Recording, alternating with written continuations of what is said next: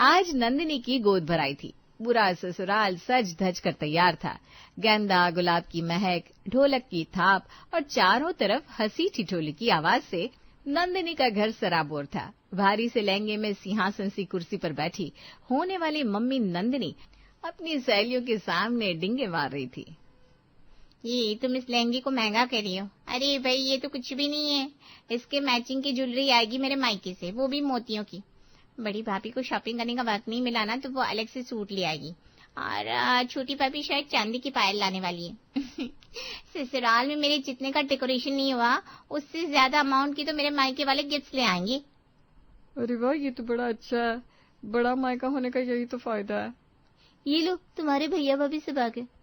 अपने मायके वालों को देखने की खुशी से ज्यादा नंदिनी का ध्यान उनके हाथों पर था, जहाँ कोई गिफ्ट दिख नहीं रहा था।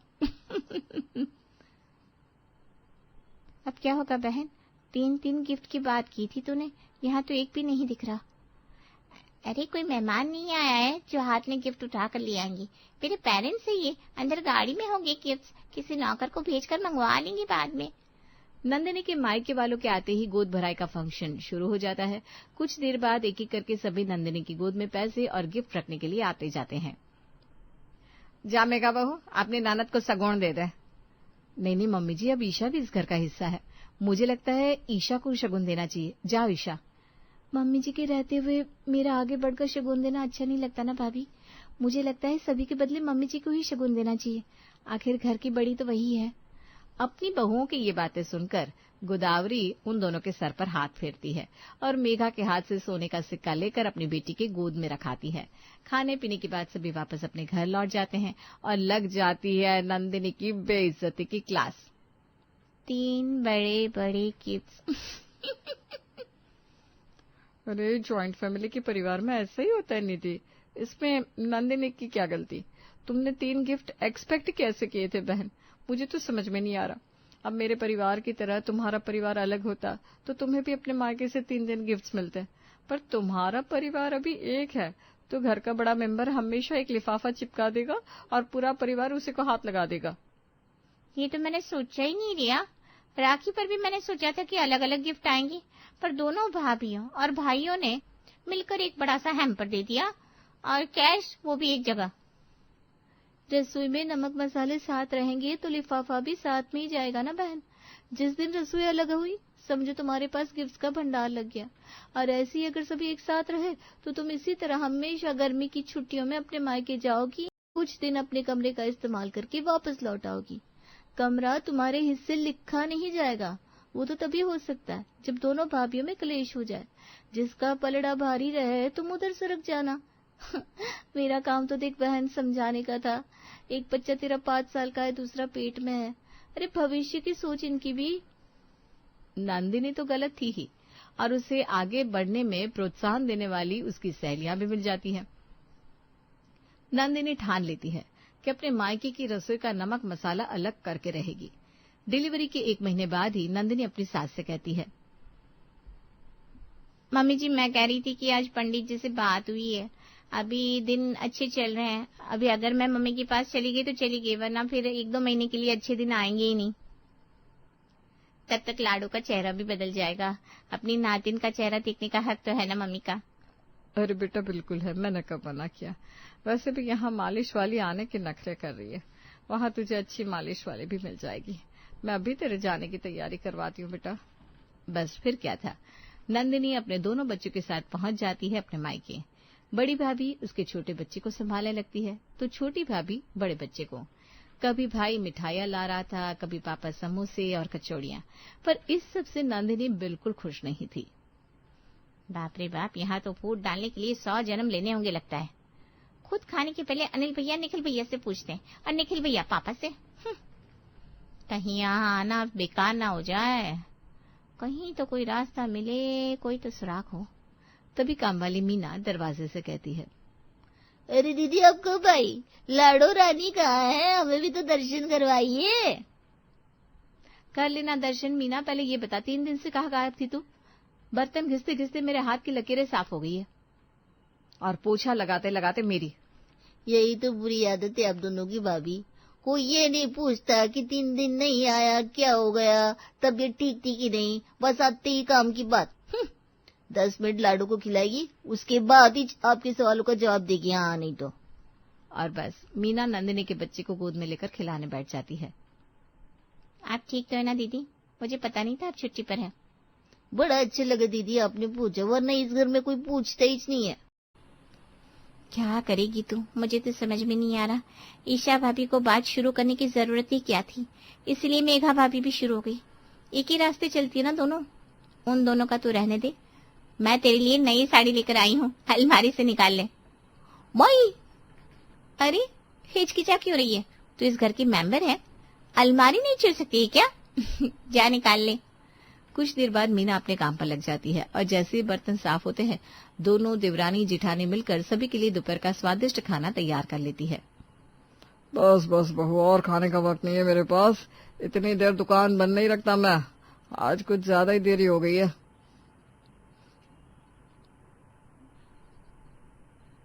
मैडम आती ही पहले लाडो को खिलाने लगी, फिर चाय की फरमाइश करती। उसके बाद कहती है पहले मैं झाड़ू पोछा करेगी, उसके बाद बर्तन धोएगी।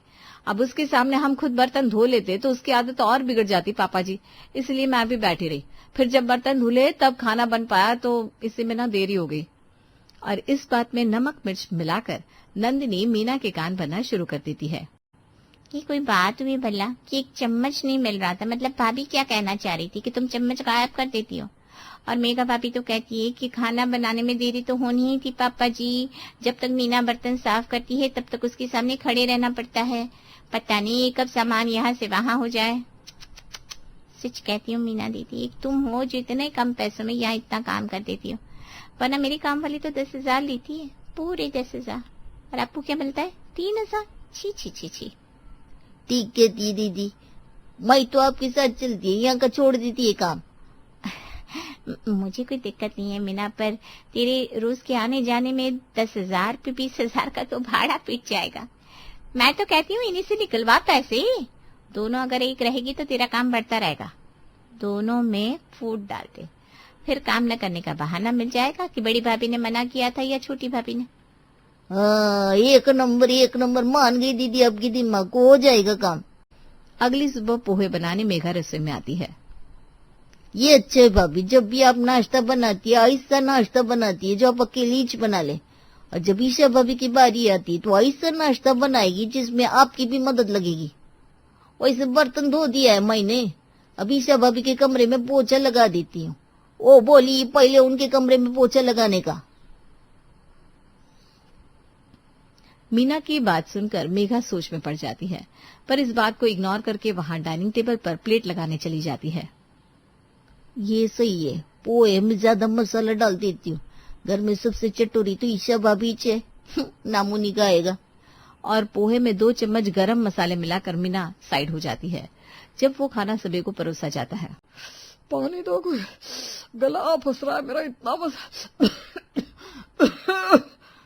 इतना मसाला भाभी, मजा आ गया। आज लग रहा है खाना मेरे हिसाब से बना है। हाँ मेघा, लगता है जब अपनी देवरानी को ध्यान में रखते हुए नाश्ता बनाया तुमने। ये पोहे तो गले के नीचे नहीं उतर रहे। रात की बासी रोटी हो तो वही दे दो मुझे भाई। ईशा और निखिल के अलावा कोई भी नाश्ता सही से नहीं कर पाता।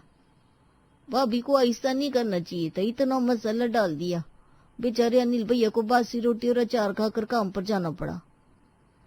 पोहे में मसाला ईशा ने मिलाया, वो भी इतना, पर क्यों? दोपहर को ईशा दाल चावल बना देती है और मेघा सब्जी बनाने जाती है। दोनों अपना काम करके जब रसोई से निकल जाती है तब नंदिनी जाकर दाल और सब्जी में नमक डबल डाल देती है। ओ गॉड, ये क्या है इतना नमक? अच्छा, नमक कुछ ज्यादा ही हो गया नहीं? मुझे वैसे भी ज्यादा नमक खाने की आदत है, इसलिए पता नहीं चलता। फिर भी इतना नमक? मुझे तो दही ला दे बहू, दही चावल ही खा लूंगी। मुझे भी ईशा। दाल तो मैंने चक्कर बनाई थी, नमक बराबर था तो फिर। कपड़े धोकर जाते जाते ईशा के कान भरते हुए मीना कहती है, बाप रे बाप, इतने कपड़े निकलती है मेघा भाभी, बाप रे। हाँ तो तुझे किस लिए रखा है मीना? मानना पड़ेगा आपको छोटी भाभी, वहाँ मेघा भाभी बोलती है भले ईशा के कपड़े छोड़ दे, मेरे धो दिया कर। अपने हिसाब से सब्जी दाल में नमक बढ़ा लेती है, क्योंकि उनको और बड़े भैया को तेज धमकाने की आदत है। पर आप फिर भी उनकी साइड ले रही है। अच्छा है, अच्छा है। आज उन्हीं के कारण दही चावल खाकर निखिल भैया को दुकान जाना पड़ा। वैसे भी उनको जुकाम था और बढ़ जाएगा, मेरे को क्या है। भाभी को नमक बढ़ाना था तो अलग से नमक ले लेती, सभी के खाने में नमक डालने की क्या जरूरत थी। वो बोलती है कि अपने काम में तुम उनको भी फंसा लेती है। दाल चावल बनाया तो सब्जी नहीं बना सकती क्या खुद? क्या? मैं अभी भाभी से इस बारे में बात करती हूँ। ये क्या बात हुई?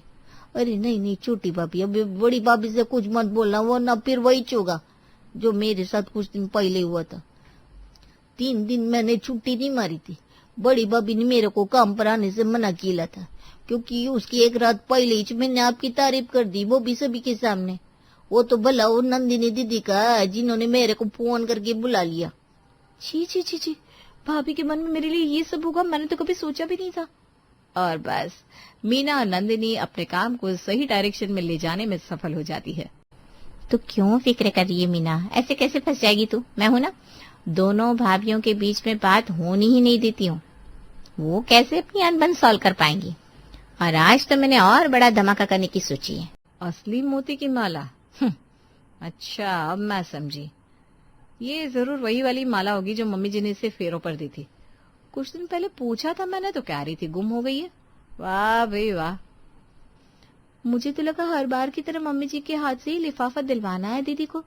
इस बार भाभी ने अलग गिफ्ट देने की सोची, वो भी कोई कीमती तोहफा।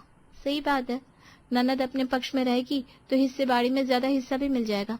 यहाँ पागल तो मैं ही निकल गई। पागल नहीं भाभी, अब निकली है सच्ची। पर अभी बिना देरी नहीं हुए लिए। आप उनसे कीमती तोहफा नंदिनी दीदी को देकर उनको अपनी तरफ कर लो। और आज पहली बार गोदावरी के सामने दोनों देवरानी जिठानी अपने कमरे से अलग अलग तोहफा लाकर अपनी ननद के हाथ में रख देती है। भाभीयों ने तो अपना कर्तव्य निभा दिया मम्मी, अब तुम भी कुछ दोगी कि नहीं? बेटी कुछ बोल रही है गोदावरी जी, क्या देख रही हैं आप? जाइए सगन हाथ में रखिए। इस बार सभी से अलग अलग तोहफा लेकर नंदिनी खुशी खुशी अपने ससुराल लौट जाती है 2 दिन बाद। मीना, कहाँ हो तुम? ये सब क्या है मीना? बर्तन धो रही है भाभी। क्यों नहीं धोने का क्या? कल सारे कपड़े धुल गए, मेरी साड़ी और उनका शर्ट पैंट क्यों नहीं धुला? ये क्या बात हुई? वही इतना डिटर्जेंट खत्म हो गया था भाभी। मैंने छोटी भाभी से लाने को बोला तो उन्होंने कहा कोई जरूरत नहीं है, जो कपड़े रह गए छोड़ दो उनको। अब तो खाना बना ईशा, तेरे खाने को अगर खराब नहीं किया ना मैंने तो मेरा नाम भी मेघा नहीं। ईशा रसोई में आती है और देखती है कि बर्तन तो धुले ही नहीं। मीना, कहाँ है तू? सुबह 9 बजे के आई हुई तू, अभी 1 बज गया, अभी तक बर्तन नहीं धुले। तो मैं क्या करेगी छोटी भाभी? बड़ी भाभी बोली पहले मेरे कपड़ों को अलग अलग करके दो, भले ही बर्तन ना धुले। वैसे भी ईशा का खाना खाने लायक लगता नहीं है, बने ना बने क्या फर्क पड़ता है। ऊपर से अपने कपड़े धुलवाने के लिए अलग से 500 रुपया भी दे लाए मेरे को। भाभी ने तुझे 500 रुपए देना? मैं तुझे 700 देती हूँ। चल पहले बर्तन धो। ना ही आज ईशा दोपहर में सब्जी बनाने अपनी जेठानी को बुलाती है, ना ही उसकी जेठानी रसोई में आती है, और दोनों देवरानी जेठानी के बीच की लड़ाई खाने के टेबल तक पहुंच जाती है। असली मोती की माला? अच्छा, अब मैं समझी। ये जरूर वही वाली माला होगी जो मम्मी जी ने इसे फेरों पर दी थी। कुछ दिन पहले पूछा था मैंने तो कह रही थी गुम हो गई है। वाह भाई वाह। मुझे तो लगा हर बार की तरह मम्मी जी के हाथ से ही लिफाफा दिलवाना है दीदी को। इस बार भाभी ने अलग गिफ्ट देने की सोची, वो भी कोई कीमती तोहफा। सही बात है, ननद अपने पक्ष में रहेगी तो हिस्से बाड़ी में ज्यादा हिस्सा भी मिल जाएगा। यहाँ पागल तो मैं ही निकल गई। पागल नहीं भाभी, अब निकली है सच्ची। पर अभी बिना देरी नहीं हुए लिए। आप उनसे कीमती तोहफा नंदिनी दीदी को देकर उनको अपनी तरफ कर लो। और आज पहली बार गोदावरी के सामने दोनों देवरानी जिठानी अपने कमरे से अलग अलग तोहफा लाकर अपनी ननद के हाथ में रख देती है। भाभीयों ने तो अपना कर्तव्य निभा दिया मम्मी, अब तुम भी कुछ दोगी कि नहीं? बेटी कुछ बोल रही है गोदावरी जी, क्या देख रही हैं आप? जाइए सगन हाथ में रखिए। इस बार सभी से अलग अलग तोहफा लेकर नंदिनी खुशी खुशी अपने ससुराल लौट जाती है 2 दिन बाद। मीना, कहाँ हो तुम? ये सब क्या है मीना? बर्तन धो रही है भाभी। क्यों नहीं धोने का क्या? कल सारे कपड़े धुल गए, मेरी साड़ी और उनका शर्ट पैंट क्यों नहीं धुला? ये क्या बात हुई? वही इतना डिटर्जेंट खत्म हो गया था भाभी। मैंने छोटी भाभी से लाने को बोला तो उन्होंने कहा कोई जरूरत नहीं है, जो कपड़े रह गए छोड़ दो उनको। अब तो खाना बना ईशा, तेरे खाने को अगर खराब नहीं किया ना मैंने तो मेरा नाम भी मेघा नहीं। ईशा रसोई में आती है और देखती है कि बर्तन तो धुले ही नहीं। मीना, कहाँ है तू? सुबह 9 बजे की आई हुई तू, अभी 1 बज गया, अभी तक बर्तन नहीं धुले। तो मैं क्या करेगी छोटी भाभी? बड़ी भाभी बोली पहले मेरे कपड़ों को अलग अलग करके दो, भले ही बर्तन ना धुले। वैसे भी ईशा का खाना खाने लायक लगता नहीं है, बने ना बने क्या फर्क पड़ता है। ऊपर से अपने कपड़े धुलवाने के लिए अलग से 500 रुपया भी दे लाए मेरे को। भाभी ने तुझे 500 रुपए देना? मैं तुझे 700 देती हूँ, चल पहले बर्तन धो। ना ही आज ईशा दोपहर में सब्जी बनाने अपनी जेठानी को बुलाती है, ना ही उसकी जेठानी रसोई में आती है, और दोनों देवरानी जेठानी के बीच की लड़ाई खाने के टेबल तक पहुंच जाती है। क्या है ये सब? आजकल घर का खाना लगता है खाने लायक होता ही नहीं। कभी नमक ज्यादा, कभी मसाला ज्यादा, कभी मिर्च तो कभी तेल इतना ज्यादा। खाना नहीं बनाना चाहती हो तुम दोनों तो छोड़ दो। मुझे क्या कह रहे पापा जी? भाभी से कहिए ना, जो मौका पाती मेरे खाने को खराब कर देती है। ये तो वही बात हो गई, उल्टा चोर कोतवाल को डंडे। अरे चुप हो जाओ दोनों। अपने घर को इस तरह बिखरता देख गोदावरी घबरा जाती है और अपने घर की हर छोटी बड़ी चीजों पर नजर रखनी शुरू कर देती है। और एक दोपहर मीना को ईशा की साड़ी जलाते हुए देख लेती है। मतलब कि एक की साड़ी जलाओ और दूसरे का नाम लगाओ, दूसरे का खाना बिगाड़ो, पहले का नाम लगाओ, और बीच में बूंदिया लूटो। ये कर रही है तू? आज तुझे पुलिस के नाम करके रहूंगी मैं। माफ कर दो, मेरे को माफ कर दो आंटी। मैं तो ये नंदिनी के कहने पे कर रही थी, मेरे को दीदी ने बोला था। और अपने बेटे, पति, बहुओं के साथ गोदावरी नंदिनी के ससुराल पहुंच जाती है। रत्नापुर नाम के गांव में प्रभाकर अपने परिवार के साथ रहता था। बड़ा परिवार होने के कारण घर में छोटे मोटे वाद विवाद और मेहमानों का आना जाना हमेशा का था। प्रभाकर की हार्डवेयर की दुकान थी। उसके दोनों बेटे विजय और अजय भी वही दुकान संभालते थे। दोनों की भी शादी हो गई थी। घर में बाकी सब कुशल मंगल था, लेकिन इस घर के मर्दों को घर की चीजों में ध्यान देने की, टांग अड़ाने की बुरी आदत थी। बहू, मेरे लिए एक कप गरम अदरक वाली चाय तो बना दो। जी पापा जी, अभी बना देती हूँ। दीदी, चाय बनाने के लिए अदरक खत्म हो गई है। मैंने कल शाम को भी इनको बोला था मार्केट से लाने के लिए, लेकिन इन्होंने सुना ही नहीं। आज तो बाहर मौसम भी खराब है, लगता है सब्जी वाली भी नहीं आएगी। तो अब क्या करें? पापा जी रात से खांस रहे हैं। कल शाम को भी उन्हें अदरक वाली चाय चाहिए थी, लेकिन कल शाम को भी अदरक नहीं थी। अभी उन्होंने फिर से अदरक वाली चाय मांगी, अभी भी अदरक नहीं है। एक काम करो ना, अभी फिलहाल जाओ और पड़ोस वाली नंदिनी के घर से लेकर आओ। थोड़ी देर बाद। कहाँ गई थी सुहानी तुम सुबह सुबह? वो पापा को अदरक वाली चाय पीनी थी। हमारे घर की अदरक खत्म हो गई है। कल शाम को मैंने आपसे कहा था ना अदरक लाने के लिए, लेकिन मैं कुछ लाने के लिए कह दूं तो आपको 17 काम याद आते हैं। आज मौसम खराब है तो सब्जी वाली भी नहीं आएगी, तो पड़ोस की नंदिनी के यहाँ से मैं अदरक लेकर आई, लेकिन देखिए उसके पास भी ना बस इतनी सी मिली। थोड़ी सी सही, अदरक मिल तो गई है ना, अब बना तो चाय पापा के लिए, नहीं तो तुम्हारे बड़बड़ करने के चक्कर में यही सुबह से शाम हो जाएगी। कितनी बार कहा हमेशा ज्यादा सब्जियां ला कर रखना, लेकिन तुम लोगों की समझती नहीं हो। सुहानी पास वाली नंदिनी के घर से लाई हुई अदरक किचन में चाय बना रही रोशनी को देती है। तभी हॉल से विजय आवाज लगाता है, अरे घर में कोई है या नहीं? आजकल तो इस घर में बिना मांगे चाय भी नहीं मिलती।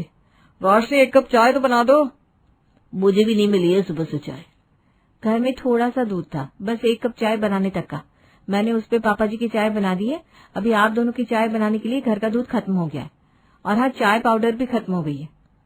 और क्या क्या खत्म हो गया है महारानी जी? इस घर में जब देखो तब कुछ न कुछ खत्म ही होता रहता है। चाय बनाने जाओ तो चाय पाउडर नहीं, दूध नहीं, ये करने जाओ तो ये नहीं, वो करने के लिए कहो तो वो नहीं। इस घर में हमें खाना कम और बहाने ज्यादा मिलते हैं। रसोई की चीजें हमेशा ज्यादा मात्रा में रखनी चाहिए, लेकिन आप लोगों को कटौती करने की आदत लग गई है। वो सब जाने दो, एक काम करो, अभी बारिश खुल गई है ना, आप जाओ और मोहल्ले की दुकान से लेकर आओ। मैं नहीं जाऊंगा।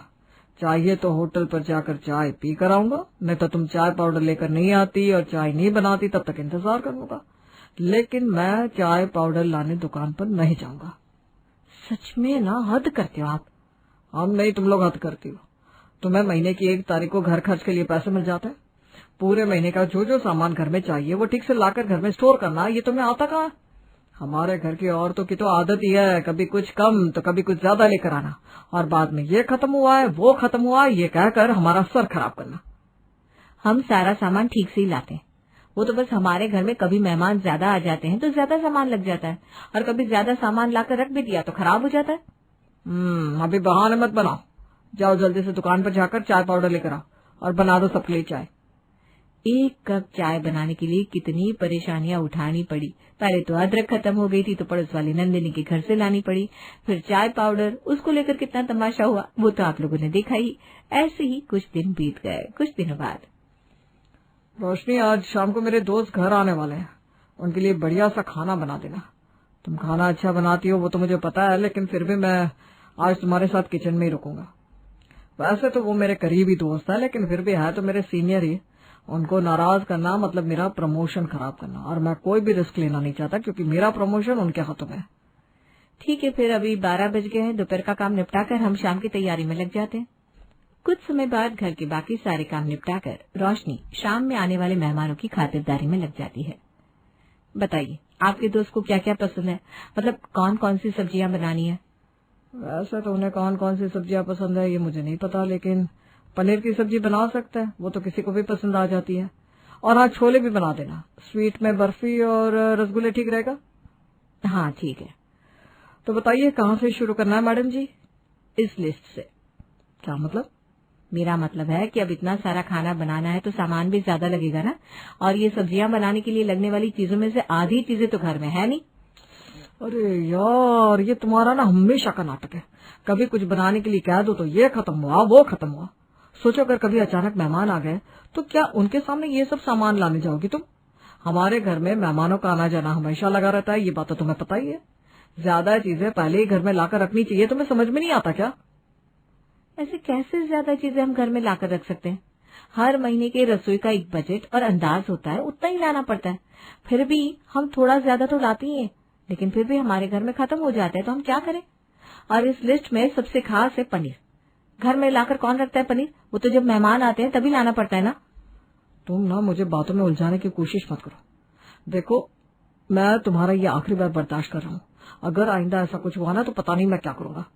ठीक है, आगे का आगे देख लेंगे, लेकिन अब तुम जाओ और मैंने बताया हुआ सारा सामान लेकर आओ, नहीं तो खाना देर से बनेगा और आपकी सीनियर नाराज हो जाएंगी। कब से मेरे सामने आकर मुंह लटकाकर खड़ी हो तुम दोनों, लेकिन कुछ बोल ही नहीं रही हो। क्या हुआ?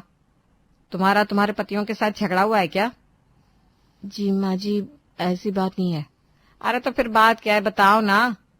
माँ जी, जैसे आप दीदी के घर गए हो, हमारे घर में हम रोज ताने सुन रहे हैं, कुछ गलती होती है, हमें कोई बोलता है तो हम आपके पास आकर कभी शिकायत नहीं करते। लेकिन देखिए माँ जी, मैं साफ साफ बताती हूँ, हमारे घर में मेहमानों का आना जाना हमेशा का है।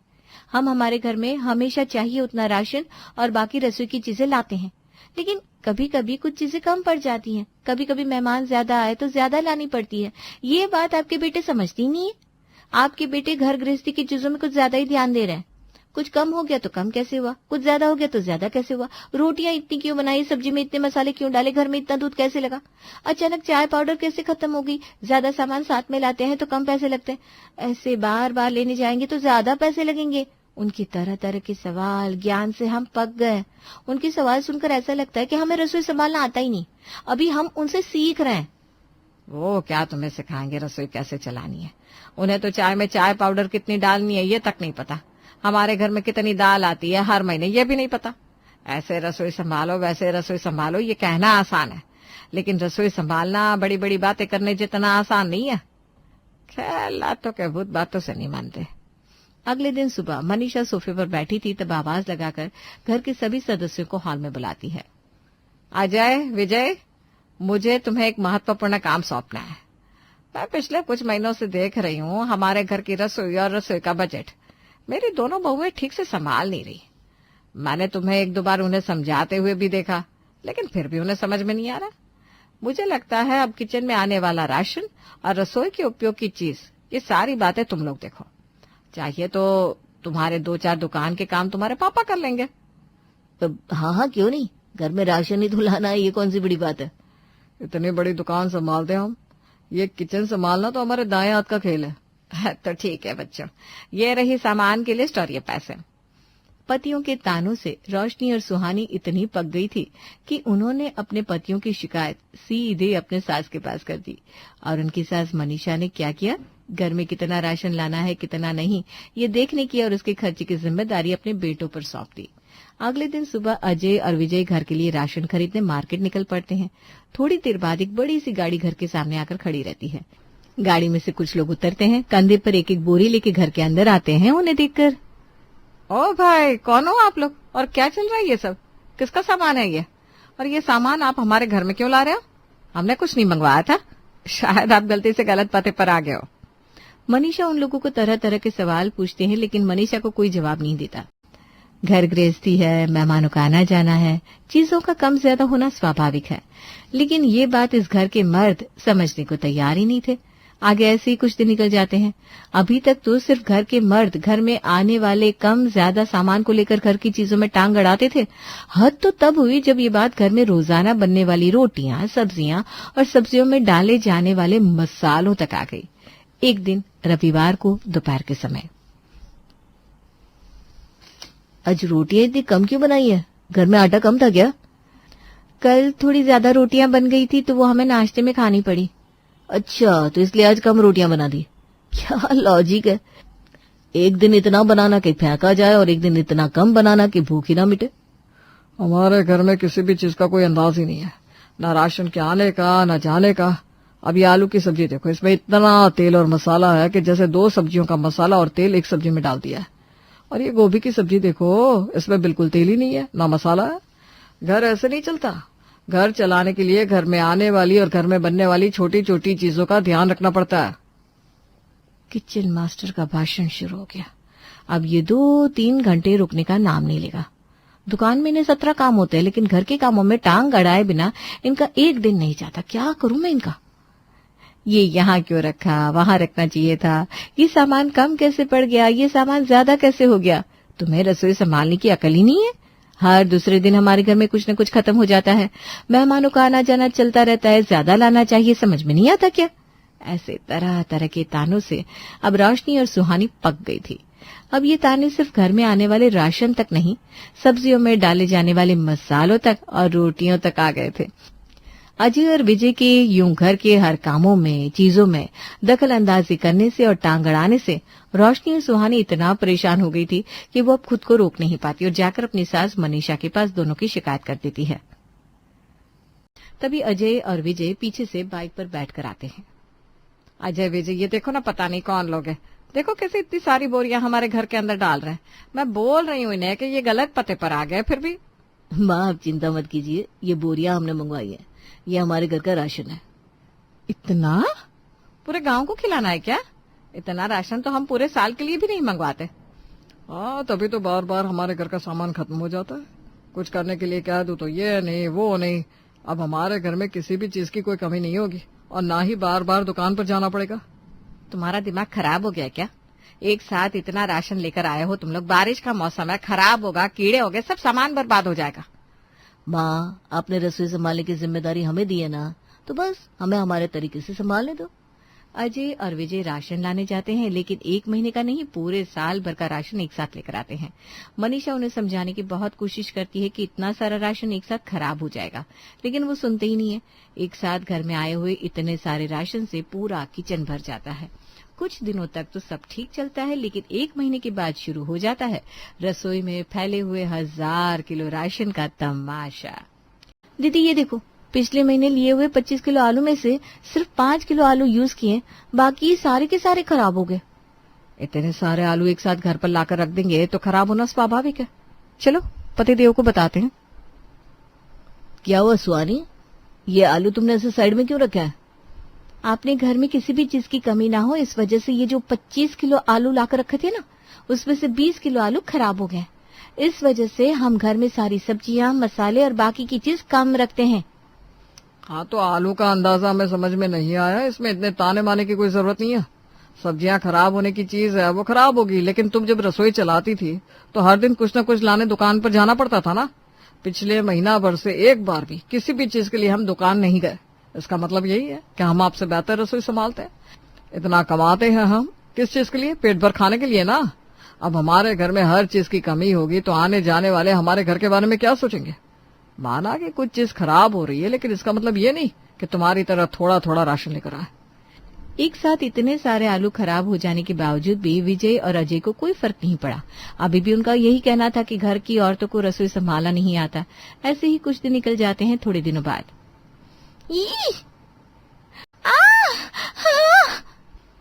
क्या हुआ रोशनी, क्यों जोर जोर से चिल्ला रही हो? माँ जी, किचन में चूहा है। कल रात भी मैं पानी लेने आई तो आवाज आ रही थी, लेकिन अभी तो सीधा किचन पर ही आ गया था चूहा। अरे भाभी, ऐसे कैसे आएगा चूहा हमारे घर में? ऐसे कैसे आएगा मतलब? घर में इतना ठूस ठूस कर राशन भर रखा है, अभी महीना हुआ नहीं, कीड़े और चूहे दिखने लग गए। तुम टेंशन ना लो, मैं घर में पेस्ट कंट्रोल करवाता हूँ। बार बार दुकान पर न जाना पड़े इस वजह से पूरा घर राशन से भर दिया था, लेकिन अब राशन खराब होने लगा था। राशन ज्यादा होने के कारण घर में कीड़े चूहे होने लगे थे, तो पेस्ट कंट्रोल की बात आ गई थी।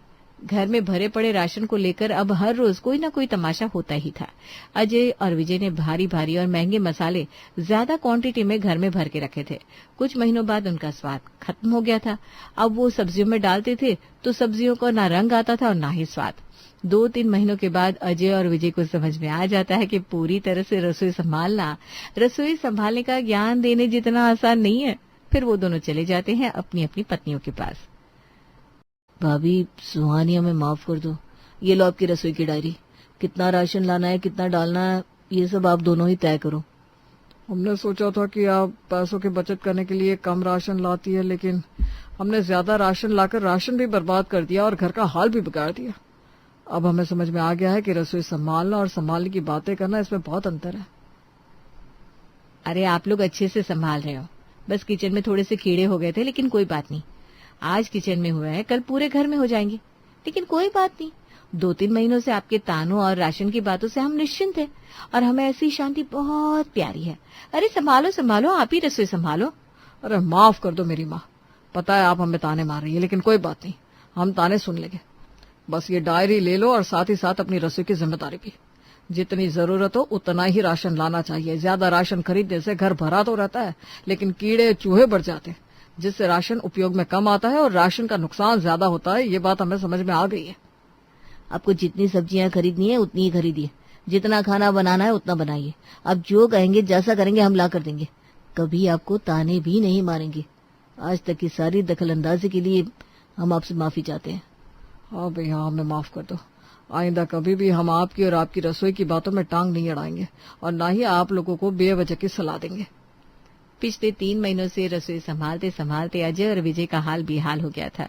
उनकी बातें सुनकर सुहानी और रोशनी खुद की हंसी कंट्रोल नहीं कर पाती और जोर जोर से हंसने लगती है। देखा बहू, मैंने कहा था ना, लातों के भूत बातों से नहीं मानते। अगर मैं इन्हें समझाने बैठ जाती तो मेरी सारी उम्र निकल जाती। 2 महीने इन्हें रसोई क्या सौंप दी, खुद ब खुद इनकी अकल ठिकाने आ गई।